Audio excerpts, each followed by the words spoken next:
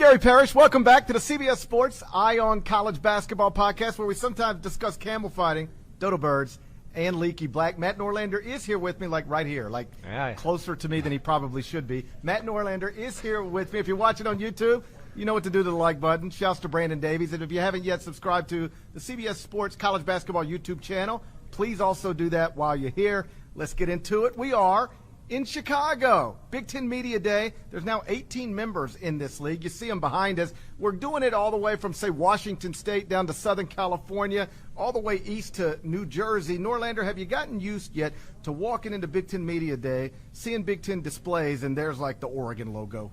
Well, this is my first time at Big Ten Media Day, so, I mean, I guess I haven't gotten used to it. I've barely gotten used to Big Ten Media Day. It's a wild thing to see. If you'd have told, say, my grandparents one day we'd be at Big Ten Media Day, Oregon logo would be present, they wouldn't have understood. I mean, shortly before we started doing this podcast, we had Matt Painter come over and show us. Apparently, he's inherited a book of basketball hints from 1934. Oh, it's over for the rest of you in the Big Ten. This guy is stringing Big Ten regular season titles, and now he's walking around Big Ten Media Day with a book of hints. He lost a two-time National Player of the Year in Zach Edey. That's true, but he now has a small book of hints. It's a book of basketball hints. It literally says a book of basketball hints. That went out of print before World War II, and he's going to try and utilize it to his benefit there. It's been a fun day. Well, he is the guy who brought back the traditional center. Yeah, he did. I mean, he did, and I believe they're about to have 2 7-footers on the roster again, and I think the number from Ace Purdue SID Chris Foreman was something in the realm of, I think they've gone 12 years, might be 15 straight seasons with at least 1 7-footer on the roster, which I'm pretty sure is an active record. There just isn't another program that can utilize big men, and it's because of that.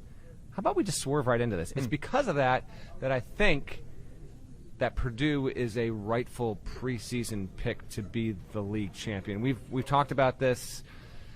You know, the league has a lot of newness to it. It's got a lot of uncertainty, and we want to get into a lot of that as well. But as I look at these 18 logos behind us, including that Oregon O and that Washington W and that Michigan M, which has been there for a long time, of course. We're used to the Michigan M. We're used to the Michigan M.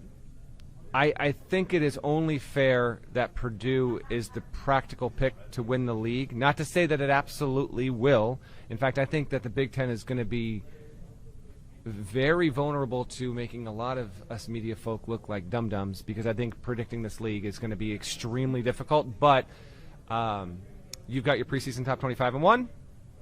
I've been building out my preseason top 101 with all the capsules, and that's coming along. I will have Purdue as the highest-ranked Big Ten team, and I know you don't have them in your top 10. Here's where I land on that. And I know you agree with it. You just going in, you just can't get there from a roster standpoint. The team that finishes first place in the Big Ten will rate as a top 10 team in the metrics. So I will have Purdue somewhere in there, somewhere in the 6 to I think 8 range. Just hard for me to envision an 18-team league having a champion that isn't in that range from metrics, let alone obviously that they would be a 1 seed most likely. It's a fair point. I never actually look at it that way. Yeah, maybe I should, because the Big Ten champion is probably going to be in the AP poll heading into Selection Sunday. The Big Ten champion is probably going to be in the top 10. I agree with you. I don't look at it that way, and there was a point where I did have Purdue in the top 10, and then schools started adding players and jumping them, however that works. But to your point, I've got Purdue 12th in the top 25-1. It is the highest-ranked Big Ten school. After that, I've got Ohio State at 15, Indiana at 18, UCLA at 19, Rutgers at 23. But this is interesting because I think you make a fair point. The Big Ten champion is probably going to be in the top 10, but I don't have the team I think is going to be the best in the Big Ten in the top 10. Go to barttorvik.com.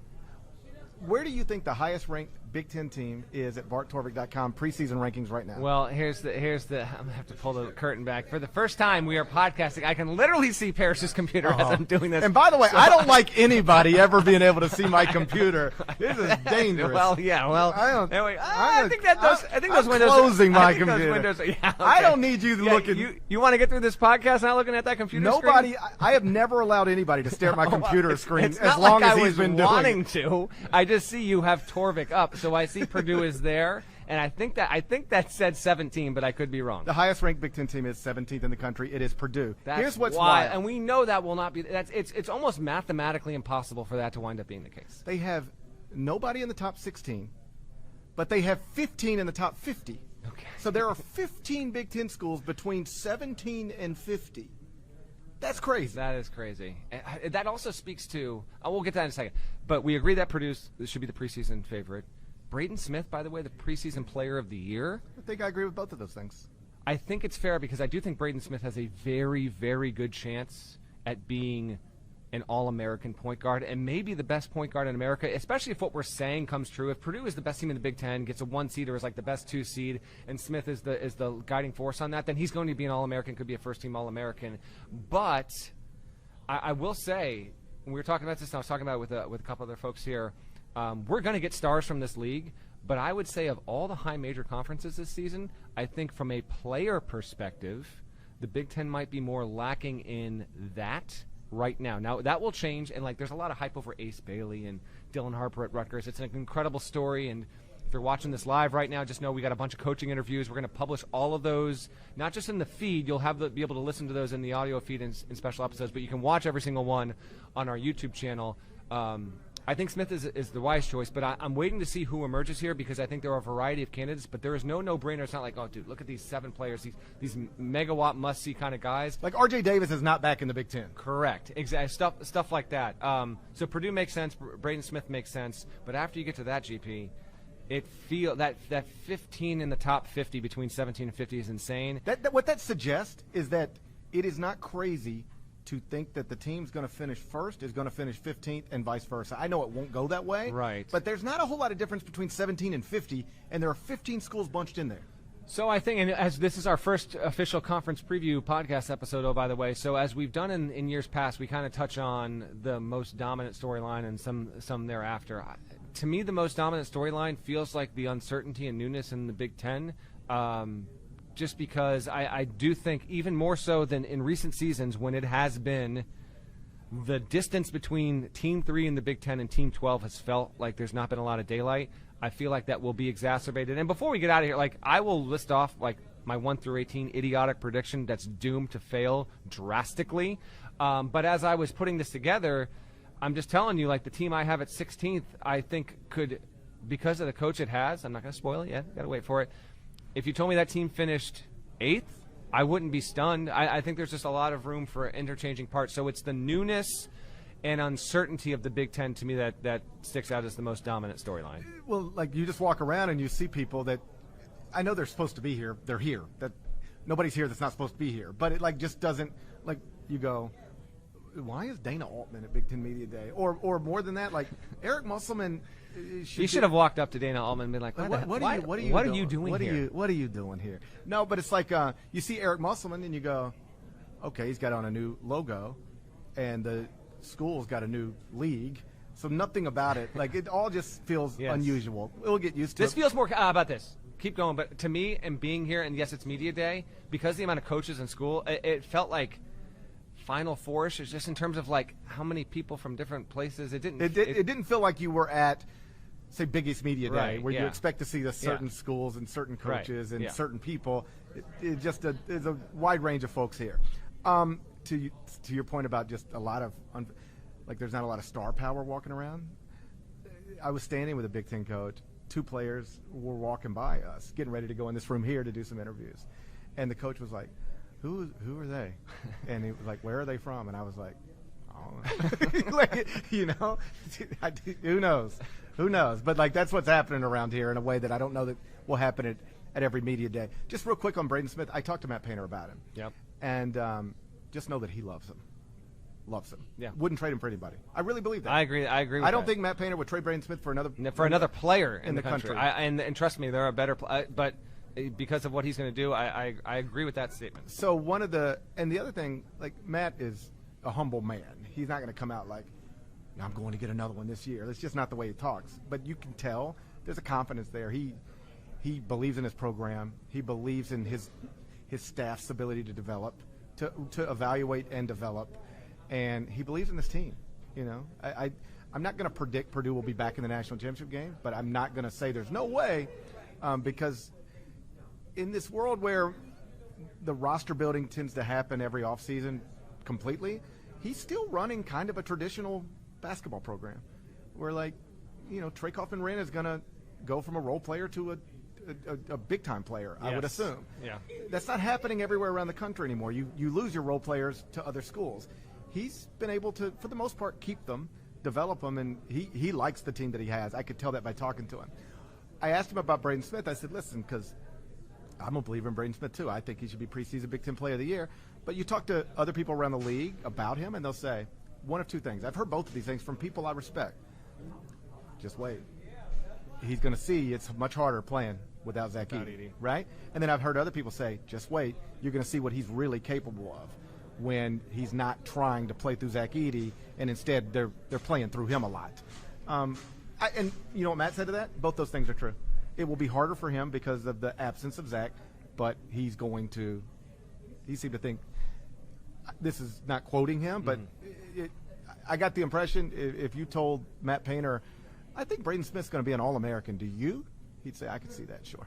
Yeah, and I think Trey Kaufman-Renn is about to pop and be a 15-point-a-game kind of player, good lob threat, and a lot of people don't know. If you're a Purdue fan listening or watching, you're obviously familiar with Kaufman-Renn, but amongst many other players, they will not be able to replicate Zach Edey, but they will try and.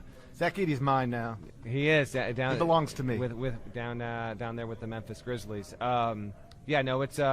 It's definitely an intriguing situation in West Lafayette, and I think fairly Purdue is the pick to be the champ in the preseason. Although I'd say objectively, if you're an Indiana fan, you should probably think that you've got a case, and I think there's something to that. But everyone else, I don't know. We wait and see. Like Brad Underwood told me that he's got a tremendously deep team. He said this team's offensive ceiling is as high as any he's ever had.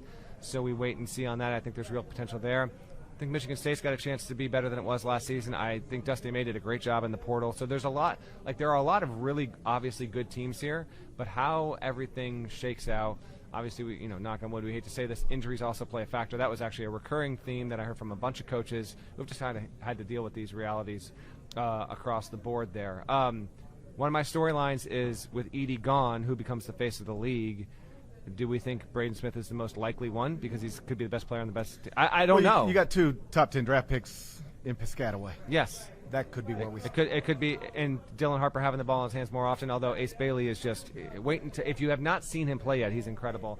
I think there's a real chance for that, but if that's also going to happen, Rutgers has to be an NCAA tournament team, and I think there's a good chance, but I'm not banking on it. I don't expect Rutgers to be a top 6 team in the league, but I think their star power and the story in Piscataway, I think has a real chance. I have them Rutgers 23rd in the top 25 and 1, 5th in the Big Ten. If you're curious, it goes Purdue, Ohio State, Indiana, UCLA, Rutgers for me. It suggests UCLA's, in contention to win a Big Ten title in its first season in the league. I talked to Mick Cronin earlier today, and then somebody else talked to me thinking I was Mick Cronin earlier today. Do we want to get into this now? We'll tell that story. That's it for the end of the show, and it was more than just one instance, by the way, of someone thinking that Gary Parrish is Mick Cronin. You're going to have to stick around. So I was talking to Mick, and you know how you ask questions. Actually, you don't. I watched you earlier with Brad Underwood. Right out the gate, they're like 3, 2, 1, go. You're like, UConn beat the shit out of you. I did. What was that like? I was like, what? Listen, here's the deal with that. As you continue your point, these media days are like a lot of the same questions, so I try and get these coaches at least out of the rhythm. So I was like, let's go back to one of the worst nights of your coaching career. And then I asked him about Larry David. So okay, so I take a different approach. I sit down with Mick Cronin and I say, so year 2 at UCLA, you were in the Final Four, and then back-to-back Sweet 16s. Now we got to talk about last year. I said things went, a little sideways on you. You obviously got caught with a young roster. What, if anything, did you learn from that? And I love this answer. You know what he said? I learned I needed more money.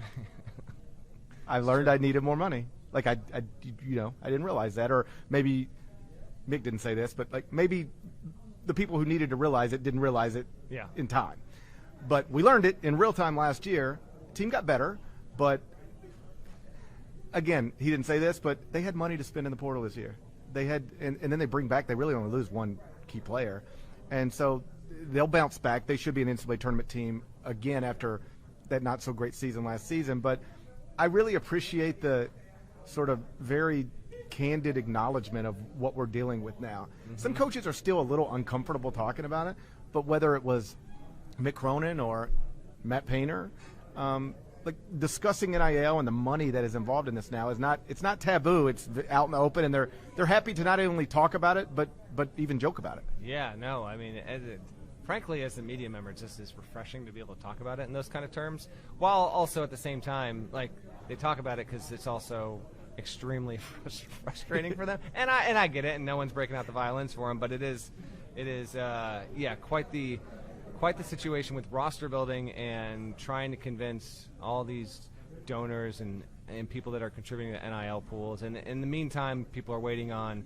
revenue sharing, which may or may not kick in by the time we get to 2025. It's certainly fascinating, and Cronin, to me, as I was asking him, I was just about his team. This is off camera, and he's, for the level of optimism that he has in knowing him, I give real credence to the very real possibility that UCLA is a top 15 team in the country this season.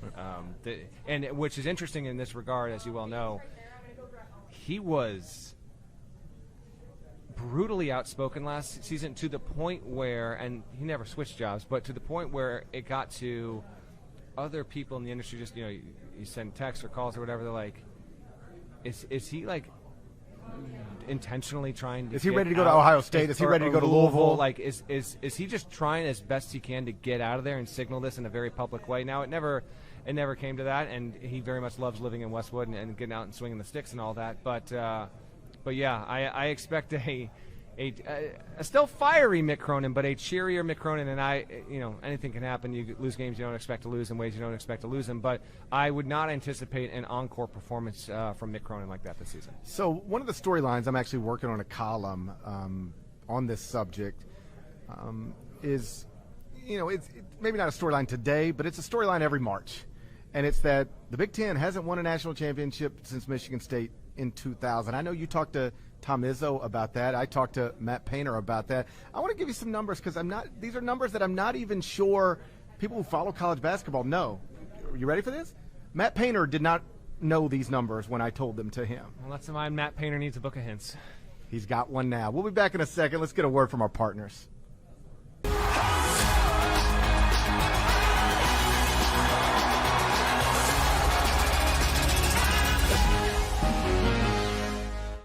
So here at Big Ten Media Day, I'm working on a column I'll be writing later on tonight, just to sort of about the thing about this league everybody knows, which is that it hasn't won a national championship in the sport of men's basketball since Michigan State in 2000. What I think fewer people know is that they've been close a lot. They're 0-8 in national championship games since Michigan State won the national championship game. We played 23 NCAA tournaments since then. We skipped that one time. You heard about that. I did. Worst pandemic ever. It was just silly. At least in my lifetime. It was a weird one for my lifetime. So 23 NCAA tournaments since then. They have placed 8 teams in the national championship game, and those teams are trivia time. I'm looking at them right now. Are 0-8. All right. I'm not comfortable with you looking at my screen this much. This is very nerve-wracking for me. Why does that say private? Anyway, continue. Got on my private tabs over here. Buddy, don't get in that history. If I see you go for my history tab, it's over. I'll slam this. I'll punch your microphone. There we go. Okay. But you touch my history tab, it's over. They've put 8 teams in the national championship game. Okay. All 8 have lost. Just for some context, we're not talking about the league sucks. You got to be great to get to the championship game 8 times. We're not talking about this league hasn't had a Sweet 16 team since 2000. Mm-hmm. They've put 8 in the title game. It's just they get there and then it doesn't go their way. The ACC is the only league in these past 23 NCAA tournaments to put more teams in the title game. Okay. So they're doing great right up until that Monday night. You asked Tom Izzo about it. I asked Matt Painter about it. Matt was obviously aware that the league had not won a title since Michigan State. He did not know it was like 0-8 in the title games. Yeah. And I was like, yeah, thanks to you. Yeah. That's what I said. I said, thanks to you. I didn't say that. You should have. Is there an explanation for this? What, or is it just a random thing that's a fact, but good luck trying to explain it? I don't think there's an explanation. I think we touched on this on on a preseason pod we did on the Big Ten recently, because as each year goes by, it remains a thing. But now with 18 schools, like even more so, you've got theoretically a lot more cracks at it, with more teams that will almost certainly be getting in on an annual basis. I mean, if you were to take the Big Ten's representation in the Big Dance over the past 15 years on average, I'd be willing to bet that over the next 15 years, provided that this remains an 18-team league, who the heck knows? They'll get it done. There'll just be more teams in the tournament on average, and that's before we even account for the fact that I think we're bracing and anticipating for probably a 4-team expansion of the NCAA tournament if and when that were to become official over the next year or so. So with that in mind, I don't know if there's a specific reason why. I can't say it's the coaching, because they've had really good coaches. They have Hall of Fame coaches, and they have great teams. And I can't say that it's the lack of talent, because while they haven't been the most. By the way, there's a million flies in here. Where do these flies come from? Anyway, I'll podcast through it, okay? But like 2 of them landed on the microphone as I'm trying to make a point here. Hi, Jeff Goldblum. So anyway, I don't think there's one specific reason, and it can be the teams that they were faced, the coaches that they were going up against. The fact that they made it that many times is certainly a very good sign. I would say, calling Ken Pom here, or any math wizards out there, the likelihood that a conference would get to 8 NCAA tournament championship games and go 0-8, I mean, that is a very, very low percentage. It's almost freakishly low. I don't think it ends this season. We talked about that on our HQ hit as well. And not that it can't. I just don't. When I look at the Big Ten, and this is evidenced by the preseason predictives, obviously, it just doesn't seem like there's a team out there that is positioned to be able to do that. But this, I think, even more so, because every year it's 1 year longer, but now you have more teams. You are literally spanning the nation, and it becomes too attached to the Big Ten, even more than it was to the Pac-12, which, by the way, as we talked about previously, GP, hasn't done it since Arizona in '97. Well, how about this? So the Pac-12, it's funny, the Big Ten is the one that this is kind of connected to. Yeah. It's been longer for the Pac-12, and they haven't been getting back. The Pac-12 has only been in 2 national championship games in the past 23 NCAA tournaments. Nice. Lost both of them. Let me see if I can get them. Also, 2 in the past. So you would have had UCLA in 06? No, UCLA, did they make a title game in Howland? Yes. It was 06. And Florida. then the other one would have been, I want to get this, hold on. Would have been Arizona 01 against Duke. That's right. Okay, yeah. Arizona got there in 2001, lost to Duke. UCLA got there in 2006, lost to Florida. No other Pac-12 school, and I know it's a different league now, but no other Pac-12 school has gotten back. So the Big Ten has been wildly better than the Pac-12, but it's sort of that stigma's, I think, more connected to the Big Ten than the Pac-12, is it? Yeah, it is. I mean, the Pac-12 had to die and to pay for its sins and not winning a national championship. Yeah, but it's more connected. Over under, it ends in the next 3.5 years. I mean, I guess I would just say over. I think that's probably a smart bet. If we don't think it's likely this year, it's never likely. That's the other thing. It's never likely, but like there are. But somebody's got to win practical candidates. I don't know if you realize this about the tournament. But somebody's got to win it. They got to put 68 teams in this thing. People don't talk about that enough. Somebody has to win and it. There's one less power conference involved. And the Pac-12 is coming back, but it won't be at the same kind of level, although, as we talked about on our last episode, we think it'll have more representation there. But, it is become one of the dominant narratives around the Big Ten. And would you believe just some funny stuff? Okay. The Horizon League has had more runners-up in the NCAA tournament in the past 23 years or the same amount as the Pac-12 in the past 23 years. Yeah. Butler. National champions past 23 NCAA tournaments. Yep. ACC 8. Mm-hmm. Big East 8. Big 12 3. Big jump. SEC 3. American 1. Yeah. The American with 1. The Americans got 1. How about this? The Big East is 8-0 in national championship games. In the past 23 tournaments. That's a stat. While the Big Ten is 0-8. That is a stat. Big East Twitter, if you haven't found it already, yeah, I know you will. You can use that. Wow. You can take it. I don't even care if you credit me. Wow, how about that? Well, we wait and see. And by the way, GP will have a column on this if you're watching this live. He'll have a column on it soon, and obviously we'll be sure to link that in the description of the pod after the fact as well. A couple more storylines. 4 new coaches in the league, right? Dusty May at Michigan, Muss at USC, Danny Sprinkle at Washington, Jake Diebler at Ohio State. Which winds up having the best year one? I think you can make a case for Diebler. I think you can make a case for Dusty. Muss would not be stunning because of what he's done. And I think objectively, I think Sprinkle's situation at Washington is probably fourth in that race. And I think Washington, and there was an unofficial media poll that was done by Zach Osterman and Adam Jardy, who I have not seen, by the way, running around shirtless at this point. I picked up some Oasis tickets. He's got his. He got it. Okay. I was waiting for him to go just streaking down this hallway. It's really sweet. I talked to him. Adam, of course, covers Ohio State, and I'm like, so who you going with? And he's taking his 11-year-old son. Yeah. I love that. Yeah, great stuff. Take your son who has probably grown up in his dad's car listening to Oasis albums. And now you get to have that together. Great stuff. That's sweet. I got by the way, I got my tickets in nervous fashion as you were interviewing Musselman, so that'll be a memory that stays with me forever. I would lean Dusty having the best debut season of the four, but what about you? Would you go him? Would you go Diebler? I wouldn't rule out Dusty, obviously. I would go Diebler. Yeah. Just based off of the top 25 and one, I have Ohio State in there pretty high. Like I've got Ohio State 15th in the top 25 and one, second in the Big Ten. I know that doesn't line up with, say, the unofficial Big Ten poll that has Ohio State 8th, but they did get one. Okay. They did get one first place vote. So this is the jumble that we're talking about. I don't think what I have is ridiculous. I also don't think this is ridiculous. Like they're all bunched in there pretty good. But I talked to Jake earlier today. I just think his story is incredible. Like a year ago, he was a 36-year-old assistant coach. Like you're hoping at that point to maybe be the next head. Like, well, maybe I can get a mid-major job. Maybe eventually, but like we talked about it on last year's preseason Big Ten pod. Like, actually, I'll give you credit. Thanks. I like it when people do that. There we go.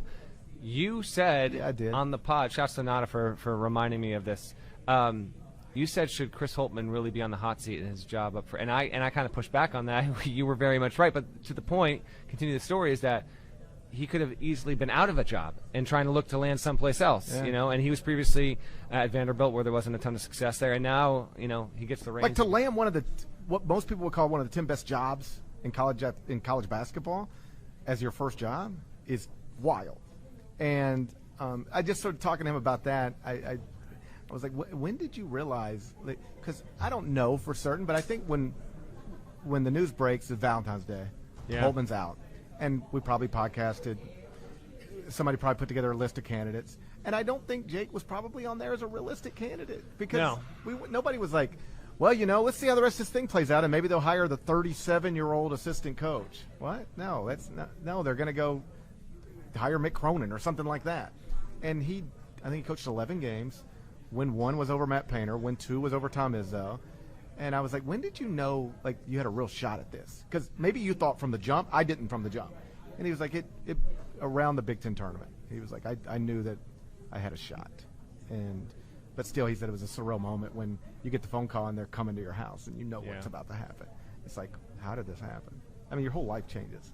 Yeah, they're an interesting team. And he's an interesting story. I think their variance is pretty high.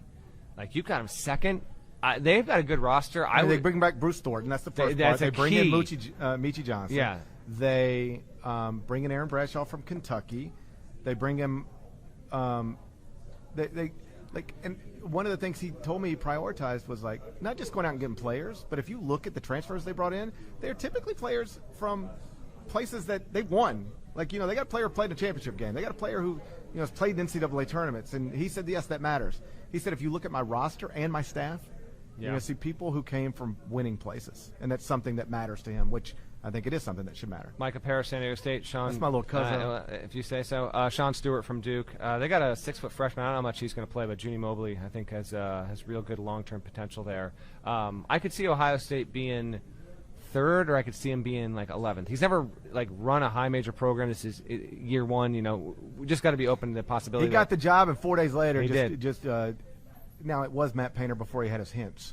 It was. But he got Matt Painter 4 days after getting the job. It was that is also that was pre-Matt Painter hints. It will be to me Diebler in Ohio State's a fascinating situation there. That was a piece of coaching movement there. Let's move on to not necessarily hot seat, although I think some of these guys could be fairly put on that. Just where movement might be possible. As we were doing our interviews, you walk around, you see coaches, you say hello. And a thought kind of just flickered through my head. It's like, the unfortunate reality is like it's almost a guarantee that this will be the only time like these 18 coaches come here for media day. Like I would guarantee that. You know, there's just for one reason or another there will be change. I'd say the 5, and if you think one of these names shouldn't be on or I'm missing one, feel free to chime in. But I'd say the 5 that are the most likely to be subject to movement, be it of their own volition or hot seat season, we'll see. I'd say Greg Gard at Wisconsin. I think if they were not to make the tournament, maybe a conversation might be had there. Mike Woodson, we talked about that previously, although I interviewed him for the podcast. Obviously, you'll be able to listen to that very, very soon. He seems to wear that pressure very well, but if they didn't, we talked about this specifically on the pod, like if Indiana with this roster and this expectation, if he didn't make the tournament in year 4, would they seek for a coaching change? I think the belief is yes. I think yes. But I think here's the thing. I think they're going to be good. In with ease. I think Indiana's this should not be an good. issue. I think they're going to compete for a league title. Right. They're going to be in the tournament, and next October we'll be sitting here talking to Mike Woodson. I agree, because one thing kind of necessitates the other. The fact that they have this much expectation, if they were to fall short of that, it becomes then we will be talking to a new Indiana coach. And I'm not even trying to be goofy or whatever. I just think it's really that the line is that clear. I think they'll be good because he's created a roster that should be good. So I don't think he will lose his job. But if he doesn't do well with this roster, he will. So that's a name to watch. Dana Altman, retirement watch, yes or no? I spoke with Dana recently, and he didn't seem to indicate that would be the case. I don't have Tom Izzo on the list, but Izzo has been, pretty public about, that he's not there. Like he doesn't feel like he's a year away. Izzo's got a billionaire handing him millions of dollars now. Yeah, I would put Altman more likely potentially. Fran McCaffrey, he's entering year 15. That might be like he could go another 5 years, but if they were, if they for whatever reason finished 14th out of an 18-team league and they wanted to just find a fresh start, that wouldn't stun me. So I think it's fair to put him on the list potentially. 15 years is a long time. And then last one is Ben Johnson at Minnesota, who I think still has a lot of support. And oh my god, the Minnesota is the one team that got more punished by the portal in a high major sense, but doesn't get as much recognition for that. Like you hear about a lot of teams that really got hurt by the portal. I think Minnesota is less discussed of the reality of that, where if it's an 18-team league and they're 18, and it is, and they finish 18th, like it will be hard for most coaches that aren't in their first year or even second year to finish 18th and survive that. So I think he's fair or not probably up there. I would put the over-under. I'd put it at 2.5 coaching changes, year over year, which is actually not that big of a number for an 18-school conference there. You think we hit the over or the under? I'm not going to make you name names. I would probabably go over, too. Over. I think because there's a lot of variables here. There's so much money. Like, used to a coach's contract might save him. Yeah. Well, and in the Big Ten, you can buy out anybody's contract. I mean, I know the money doesn't grow on trees, but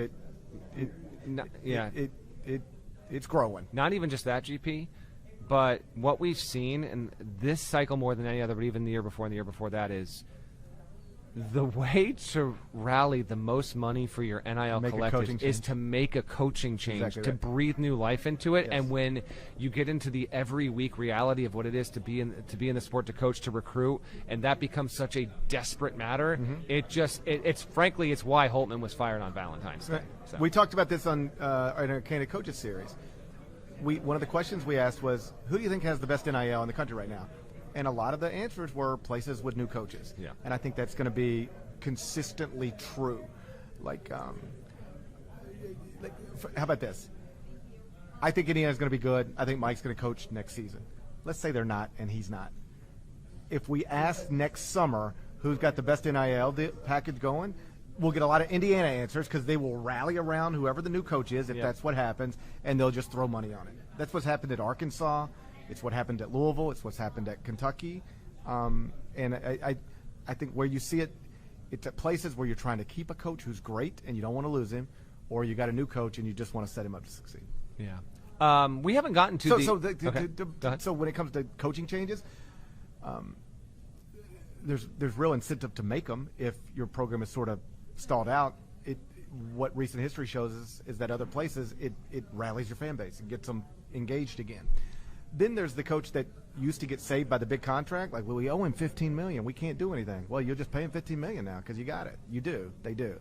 And then there's just so much pressure you get these rich people throwing millions of dollars at NIL, and then you don't do anything with it. They're like, get him out of here. Give me somebody who will spend my $2 million a little better. Yeah. So all of these things, I think, lead to more turnover than normal, and I'm assuming we'll get it. Let's read off the preseason media poll that we referenced earlier, just so people watching or listening have a real reference on. Again, the Big Ten is the only conference, and it might be actually the only conference, period, but certainly the only high major conference that does not release an internal preseason poll voted on by behalf of its coaches or anyone else or media. So this is always done independently, and 18 schools. So let's run it down, GP, and give the folks at least a frame of reference on what expectations are going into November. So we've already noted that Purdue is the pick, and the Purdue would be my pick, your pick. It's the pick of the unofficial Big Ten poll. Go to barttorvik.com, look at preseason project. It's their pick. Purdue is as close to a unanimous preseason favorite as you can probably get. They got 21st place votes. Indiana came in second, followed by UCLA, Illinois, Michigan State, Oregon, Rutgers at 7 with those dynamic freshmen. Ohio State at 8, Michigan 9, Maryland 10. Then it's Iowa, Wisconsin, Nebraska, USC at 14, followed by Washington, Northwestern, Penn State, and at number 18, your Minnesota Gophers. Okay, so last year we did over-under, guess the amount of NCAA tournament teams out of the Big Ten. The number I set was 7.5. I took the over, and you took the over. We both said there would be 8. Trivia time! Okay. How many Big Ten teams went to the tournament this past March? I was really only focused on Purdue. Yeah. I lost track of everybody else. That's what happens when you're, 3/4 Boilermaker? I was like 40, 60% Boilermaker. It was 6 teams. Wow. So Purdue was a 1. It's like the Mountain West. Illinois was a 3. Wisconsin was a 5. I forgot where we're at. I need to stop making jokes. Okay, there we go. Nebraska was an 8. Northwestern was a 9. And Michigan State was a 9. You had teams like Iowa, Indiana, Ohio State that missed out. Ohio State finished with 22 wins. Iowa and Indiana had 19 apiece. Minnesota, by the way, did okay for itself with 19 apiece. Now we are at 18 teams. I'm going to set the over-under at 9.5 NCAA tournament bids for the Big Ten in 2025. Where do you land? I might go over. It's not unreasonable to go over, but if you go over, I want you to give me the 10 that you think are likely. Okay, I'm going over. All right. Okay. And I'm going to go Purdue, Ohio State, Indiana, UCLA, Rutgers. Those are all in GP's preseason top 25 and 1. All right, so those 5 get us I know because I'm looking at his computer and I see I'm a whole not bunch of comfortable with stuff. this. I'm never going to not- see you the same way after this, but yes, continue. Buddy, you ain't seen nothing Is yet. that a GIF? Anyway, continue. You ain't seen nothing yet. I will put Michigan State in there, obviously. Yeah. I mean, they never Yeah. they're always there, so that'll get me to 6. Yep. You putting I'm Dusty picking May? Michigan. Yep. Gets me to 7. Yep. Oregon gets me to 8. Yeah.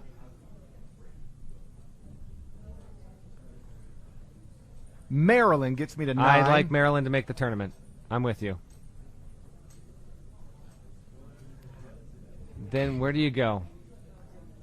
I'm running out of stuff I love. Yeah, there you go. That's something you said over, but you can go back under. Okay, no, I'm never going back under. Are you sure? No, I've spent too many days under. I'm Okay. going over. So you're looking at USC, Wisconsin, Nebraska, Northwestern. They feel like the most likely candidates in that group, I think. I go Wisconsin. Greg Gard, one of those teams we talked about who got affected by the portal. Those are my 10. I Okay. don't feel great about it.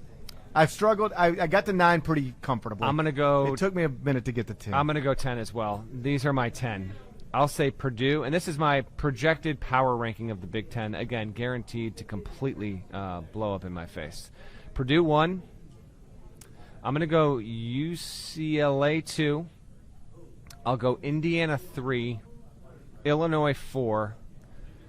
I really like Michigan's roster. I will actually narrowly have Michigan at 5 and then Michigan State at 6, and then I think you'll draw a line. And I think there's a good chance the 6 I just mentioned could be bunched pretty close together, relatively speaking. No, I should have had Illinois in there. I thought you said it, but if you didn't, it's too late. If I did say it, then I meant to, and if I didn't say it, know that I meant to. Illinois should be in there. Okay, fair enough. I'll say Maryland gets in. I'll put Maryland at the 7th spot. I'll have Rutgers at 8, And I do think the talent of Bailey and Harper, Bailey, who, by the way, was here today, I think that it's not going to be just them, but I think they're going to be that good that they're going to get them over the line. I'll have Oregon at 9, and then I've got Ohio State at 10, but getting in, I've got Wisconsin 11 missing. So my 10 are Purdue, Illinois, Indiana, UCLA, Michigan, Michigan State, Maryland, Rutgers, Oregon, Oregon State, and then I've got Wisconsin 11, Northwestern 12, USC 13, Iowa 14, Nebraska 15, Penn State 16, Washington 17, Minnesota 18. Here's the thing, there's too many teams. I'm uncomfortable with the idea that Mike Rhodes, who's a really good coach, and they're being underrated, is that I have them 16th, or Nebraska.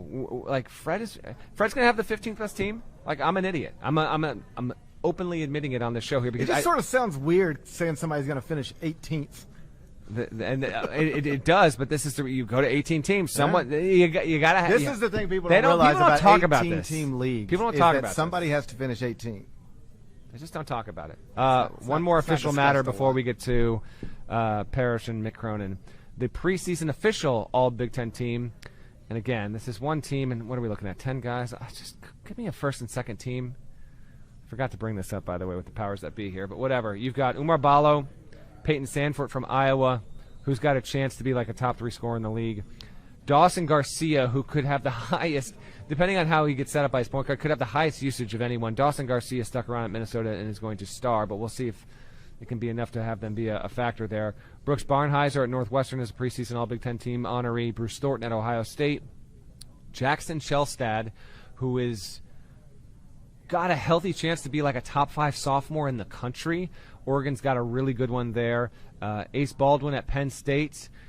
Braden Smith at Purdue, Dylan Harper at Rutgers, and Great Osabor at Washington are your official preseason All Big Ten honorees. The only player who received a vote from every single voting entity was Braden Smith at Purdue, which led to him being the preseason Big Ten Player of the Year. It's going to be a season of just intrigue and uncertainty in this league, GP, and it feels inevitable that when we get to the end of February, early March, and we start talking about these teams that are near the bubble, that because of the size of this league and the semi-incestuous nature of an 18-team league with 20 league games, deciphering these resumes, I think, is going to get tricky, and we're going to get into spots where the 8th place team in the Big Ten and weighing that even against, say, the 14th place team in the Big Ten, I think it could be there could be some contradictory evidence. You want the Mick Cronin story? Well, yes. You shared the second Mick Cronin story. Hold on, let me just make sure that I think we're good to share this. Did you witness it, by the way? I did, but I'm going to have you tell it, and then I'm going to have you tell it from my perspective. But before we get to GPs, there's another one, too. So I was told, and the party that told me this, GP hasn't even heard this yet, was they asked not to be identified on the pod. They are a dedicated pod listener. I said that was fine. But apparently, I got here at I don't know, 8 a.m. You came in sometime later. It's no big deal. No one's keeping track, obviously. But you were here early. That's the point. Is that you were here at 8:25 or 8:30, whenever you were here. This morning? Yeah. No? 9:05-ish. 9:05? That was more of a 9:05-ish. Okay, well, okay. That was more of a 9:05. Okay, well, the way that the story was told to me was that you were here early.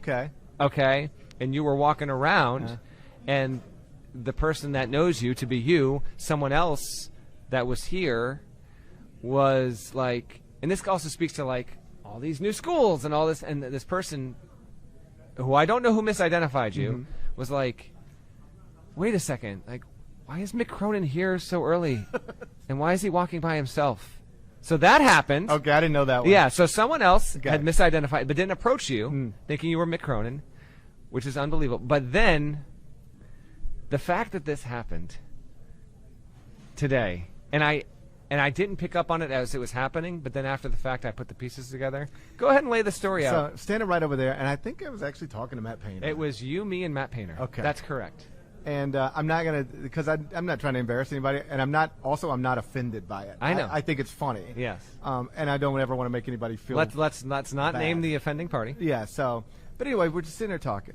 And some guy, and I know who he is, and he comes over and he's like, hey, come around your way. Well, no, before this, okay, it's us three, and then I make a comment to him, and I can't remember. I was like, how you getting ready? Season's coming. He's like, whatever. He's like, well, that's for these guys to figure out. And so then he back taps you and Painter, thinking he's talking to Matt Painter and Nick Cronin. Correct. Coach. Continue. Okay, Yes. I didn't even recognize that. I remember that now. Yes. So at some point, it's like, hey, coming out and be out your way, in December. And I said, oh well, let me know. Let me know, because that's so what at this point, you think he's coming down to Memphis. I think he's coming to Memphis. Yes, like, coming to for Memphis. something. Yeah. And I'm like, yeah, well, let me know. And he goes, well, yeah. So we're going out. I don't want to say too much because but we're going here for this trip, and then I'm coming back here, and then I'll see you on the 28th at your game against Gonzaga. And I said, I would. Now I had walked away by this point. I didn't realize. And I said, okay. So hold on. So then that happens. You hold the look, I guess, and then you decide in that moment, you're like, you know what? I don't want to embarrass this person. Because I even think at that point, Matt was like, all right, I got to get out of here. Matt was just gone. So Matt just leaves me because Matt was like, I don't want to be involved in this. So I'm just like, my only goal there is to just make this end, just make this over. And I'm like, well, he's like, I'll see you at the Gonzaga on the 28th. And I'm like, okay, that sounds good. And then I'm like, all right, it's good to see you. I just did one of those, and I was just walked away, and I was like, he's gonna this is, and the way the story was told to me was later. Someone was like, you were talking to Gary, not Mick. Well, I think at some point he would have seen Mick, who wasn't wearing those glasses. Oh, I know what it was. I know exactly what happened. So it's unbelievable that this happened, by the way, because we joke about this, and it happened. It was straight out of Curb Your Enthusiasm. Like it legitimately. So here's what happened. He goes, it's unreal. It was right after the 28th. I see at the game. I was like, okay. And then it was like he commented on my shoes. And he was like, oh, I like those shoes or something. And I said, oh, my wife picked them out. And I was like, I don't think Mick's married. And I was like, going to throw a wrench into this story. And I was like, you know what, I'm just going to go get a Dr. Pepper or something. But that's a real thing that happened today. We've consistently joked about it. And then it was a real, at Big Ten Media. Yeah. I was I could have probably went in there and done the media session. You should have. You should just go in there and start yelling, complaining about we don't have enough money. We don't have enough money. My team sucks. I hate my players. We don't have enough money. You would think we got all this money out in L.A. But how many sentences do you think you could have gotten in before Dave Revson realized what was going on? What if they would have just done it straight? I'm on the Big Ten Network. Just so we're clear, the person that we're referring to is not Dave Revson. He would have clearly been aware of who GP is. But the fact that this happened is it is an absolute all-timer. Yeah. And you decided to just, whatever, I'll just play along. I don't, because what is the alternative to playing along is been like, do you think I'm Mick Cronin? No, it wouldn't have been that. You could have been like, no, dude, this happens all the time, but I'm actually. Maybe that's the thing to do. Except that makes, I just don't want, I am not, contrary to what people might think about me, I don't want to get face-to-face and argue with somebody or make somebody feel dumb or make myself feel dumb. I just would rather remove myself from these situations, and that's why I just walked away. It's fine. I wasn't bothered. I hope nobody. This made the whole. I mean, at least Jake Diebler knew who you were. Yeah, right there. That was helpful. He did not confuse me. By the way, Jake walking by as we're knows the difference between me and Mick Cronin. Has never messed that up. It's just a funny story. I hope.